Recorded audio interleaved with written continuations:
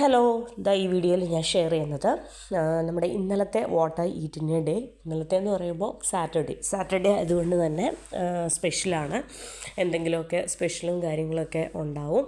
അപ്പോൾ ഇതെന്ന് പറയുന്നതും വളരെ സ്പെഷ്യലായിട്ടുള്ള ഒരു വാട്ട് ഐ ഈറ്റിൻ്റെ ഡേ ആണ്. പിന്നെ ഞാൻ എപ്പോഴും വാട്ട് ഐ ഈറ്റിൻ്റെ ഡേ ഇപ്പോൾ കണ്ടിന്യൂസ് ആയിട്ട് മാക്സിമം ഇട്ട് പോകാറുണ്ട്.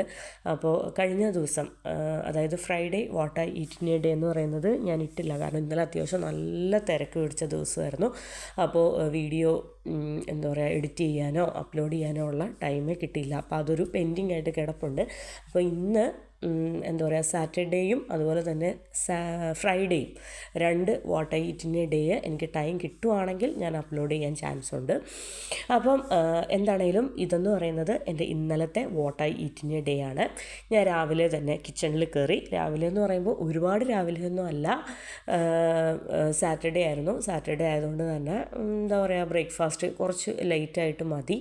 അപ്പോൾ നമ്മൾ എന്താ പറയുക, മോർണിംഗ് പ്രയറും കാര്യങ്ങളൊക്കെ കഴിഞ്ഞതിന് ശേഷം വീണ്ടും കുറേ നേരം കിടന്നുറങ്ങി റിലാക്സ് ചെയ്ത് ഒരു 10-11 മണിക്കാണ് നമ്മുടെ ബ്രേക്ക്ഫാസ്റ്റ് കുക്കിംഗ് എന്ന് പറയുന്നത്.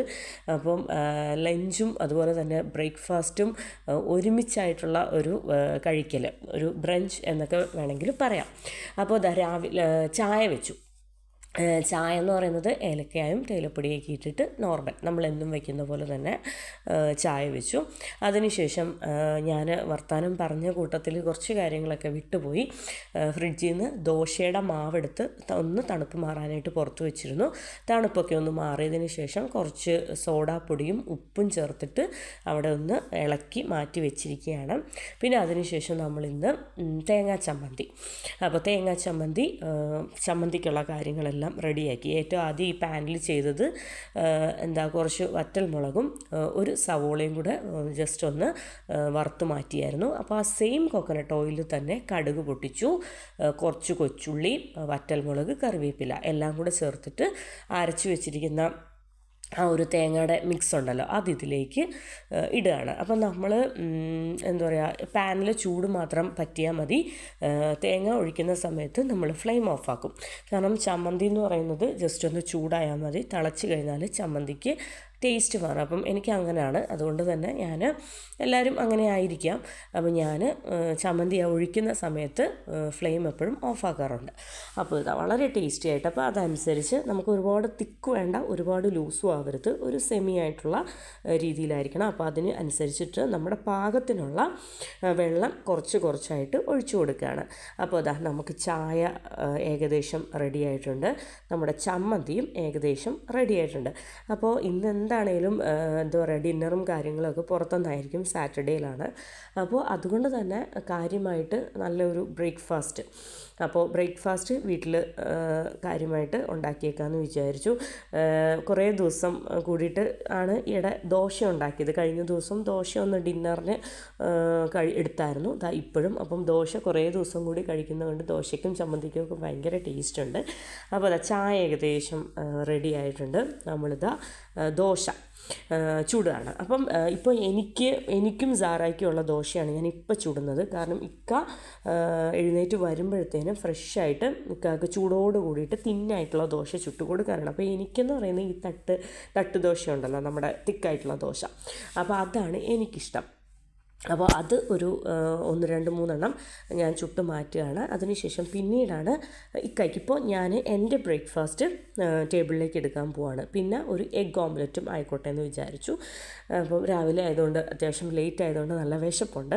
അപ്പോൾ നല്ല തട്ട് ദോശയും അതുപോലെ തന്നെ സൂപ്പർ ടേസ്റ്റി ആയിട്ടുള്ള, ഞാൻ നോക്കിയിട്ടോ, നല്ല അടിപൊളി തേങ്ങാ ചമ്മന്തിയും പിന്നെ കുറച്ച് കൊച്ചുള്ളിയും പച്ചമുളകും ഉപ്പും ഒക്കെ ഇട്ടിട്ടുള്ള ഒരു എഗ് ഓംലെറ്റ്. അപ്പോൾ ഇതാണ് എനിക്ക് ഭയങ്കര ഫേവറേറ്റ് ആയിട്ടുള്ള, പിന്നെ ഭയങ്കര ഇരട്ടി സന്തോഷം വന്നേനെ ഒരു സാമ്പാറും കൂടെ ഉണ്ടെങ്കിൽ. പക്ഷേ നമുക്കിന്ന് കുറച്ച് തിരക്കാണ്. നമ്മൾ ബ്രേക്ക്ഫാസ്റ്റൊക്കെ കഴിച്ചിട്ട് ഇന്നൊന്ന് പുറത്ത് പോവാണ്. കാര്യം എന്താണെന്ന് വെച്ചാൽ ഇവിടെ അത്യാവശ്യം നല്ല തണുപ്പും കാര്യങ്ങളൊക്കെ ആയി.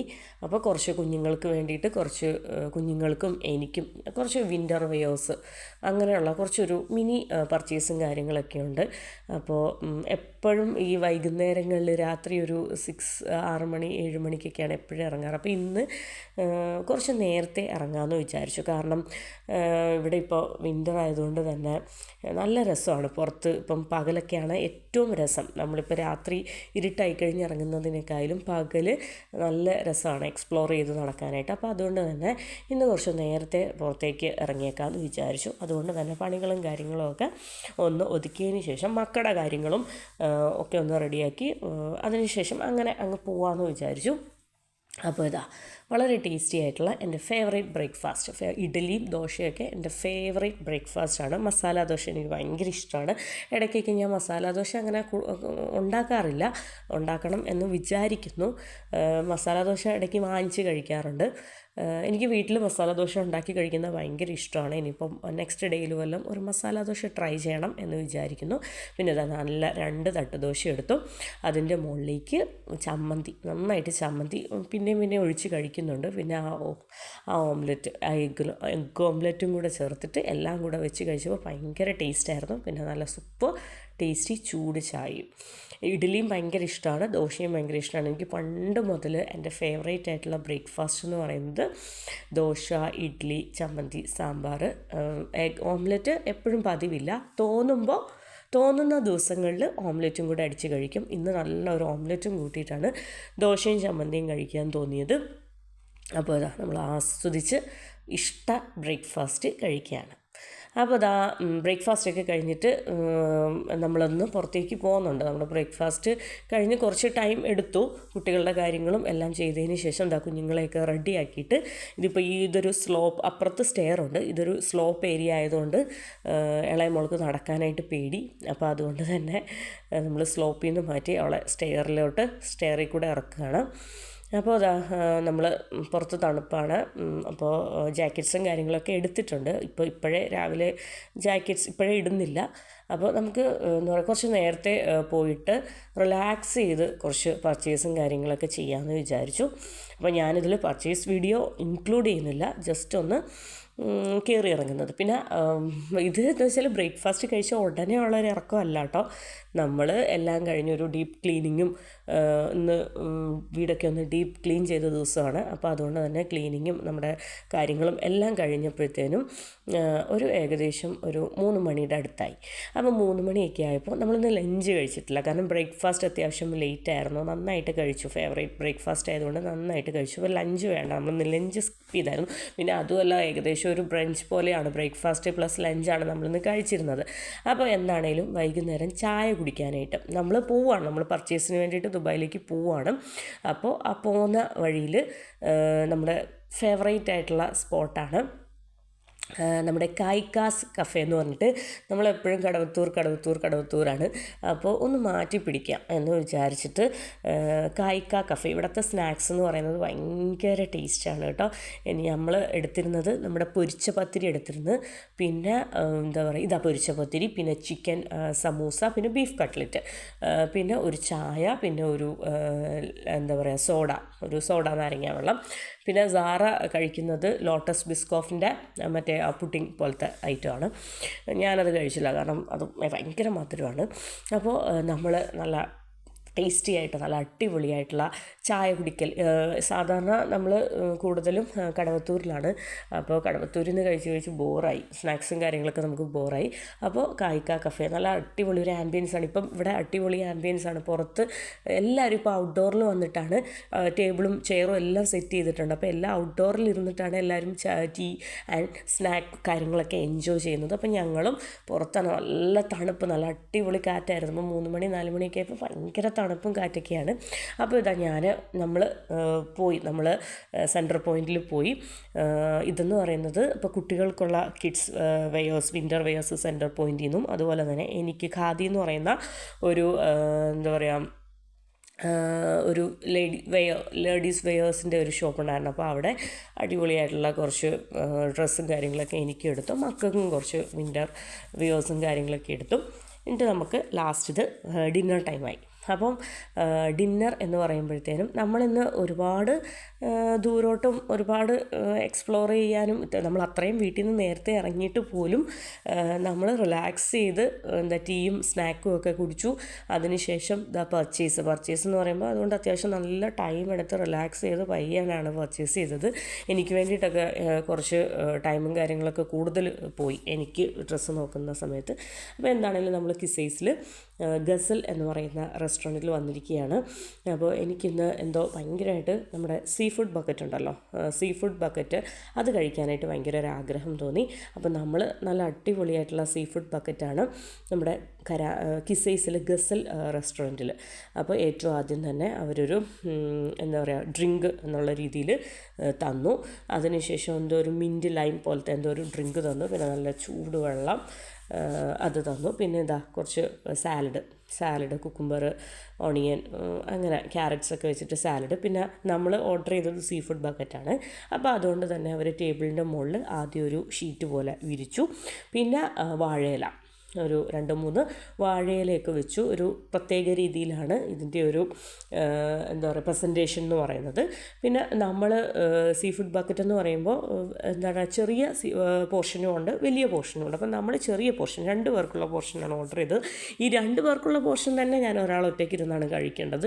എന്നാന്ന് വെച്ചാൽ ഇക്കാക്ക് സീ ഫുഡ്സിനോട് വലിയ താല്പര്യമില്ല. ഫിഷ് എന്തോ 1, 2, 3 കൂട്ടം ഫിഷ് ആകെ കഴിക്കും. ബാക്കി ഐറ്റംസ് ഉണ്ടല്ലോ, നമ്മുടെ ക്രാബ്, അതുപോലെ തന്നെ സ്ക്വിഡ്, മസിൽസ്, പ്രോൺസ്, അതൊക്കെയാണ് ഇപ്പോൾ ഇതിൻ്റെ അകത്തുള്ളത്. ഈ വക ഐറ്റംസ് ഒന്നും ഇക്ക കഴിക്കത്തില്ല. പ്രോൺസ് എന്ന് പറയുന്നത് ഞാൻ വീട്ടിൽ ഡീപ്പ് ഫ്രൈ ചെയ്യുന്ന പ്രോൺസ് കഴിക്കും. അല്ലാതെയുള്ള ഇത് ഭയങ്കര ടേസ്റ്റാണ്. പക്ഷേ ഇതിൻ്റെ ഗ്രേവിയും എന്തോ ചെറിയ ചെറിയ കാര്യങ്ങളൊക്കെ കൂട്ടി അറിയാതെ ഇക്ക ആ ഒരു ഗീ റൈസും പൊറോട്ടയൊക്കെ കഴിച്ചിട്ടുണ്ട്. ഇത് കഴിക്കാത്തവരും കഴിച്ചു. അത്രയ്ക്ക് ടേസ്റ്റാണ്. ഭയങ്കര ഒരു ക്രീമി ആയിട്ടുള്ള ഒരു ഗ്രേവിയും കാര്യങ്ങളൊക്കെയാണ്. എനിക്കെന്താണേലും ഇത് ഭയങ്കര ഇഷ്ടമാണ്. ഞാൻ ഇതിനു മുന്നേ ഇക്കാക്ക് ഇഷ്ടമില്ലാത്തതുകൊണ്ട് നമ്മൾ ഒരുപാട് ഗസലിൽ അങ്ങനെ വന്നിട്ടില്ല. എൻ്റെ കസിൻസും എൻ്റെ ബ്രദറൊക്കെ ഉണ്ടായിരുന്നപ്പോൾ അവർ ഇത് കഴിക്കുമായിരുന്നു. അവർക്കൊക്കെ ഒരുപാട് ഫേവറേറ്റ് ആയിട്ടുള്ള ഒരു സ്പോട്ടാണ്. അപ്പോൾ എനിക്കും ഇത് ഭയങ്കര ഫേവറേറ്റ് ആയിട്ടുള്ള ഒരു സ്പോട്ടാണ്. അപ്പോൾ സീ ഫുഡ് ലവേഴ്സ് ദുബായിലുള്ളവർ മസ്റ്റ് ട്രൈ ആണ് ഗസൽ എന്ന് പറഞ്ഞിട്ട്. അറിയാത്തവർക്ക് വേണ്ടിയിട്ട് ഞാൻ പറയുന്നതാണ്. ഭയങ്കര ടേസ്റ്റാണ് ഗസലിലെ സീ ഫുഡ് ബക്കറ്റ്. ഇത് ക്രാബാണ്. ഞാൻ ആ ഫ്ലഷ് എടുക്കുന്നതാണ് കേട്ടോ. ഭയങ്കര ടേസ്റ്റ്, അടിപൊളിയായിരുന്നു.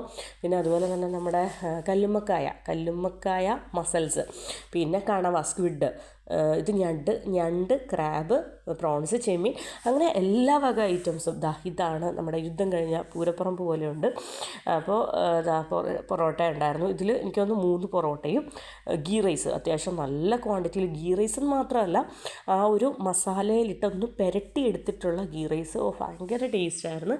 പിന്നെ നല്ല ക്വാണ്ടിറ്റിയിൽ ക്രാബും സ്ക്വിഡും മസിൽസും പ്രോൺസും എല്ലാം നല്ല ക്വാണ്ടിറ്റിയിലുണ്ടായിരുന്നു. അപ്പോൾ യുദ്ധം കഴിഞ്ഞ പൂരപ്പറമ്പ്. കാരണം ഒരു എന്താ പറയുക ഒരു സിസേഴ്സ് പോലത്തെ ഒരു സംഭവമൊക്കെ ഉണ്ടായിരുന്നു. അതിനിടയിൽ നമുക്ക് അത് കട്ട് ചെയ്ത് കഴിക്കാൻ വേണ്ടിയിട്ട്. ഇതൊക്കെ ആ ഒരു സ്ക്വിഡും കാര്യങ്ങളൊക്കെയാണ്. അപ്പോൾ സാറയ്ക്കും ഭയങ്കര ഇഷ്ടമാണ്. മോള് കഴിച്ചു.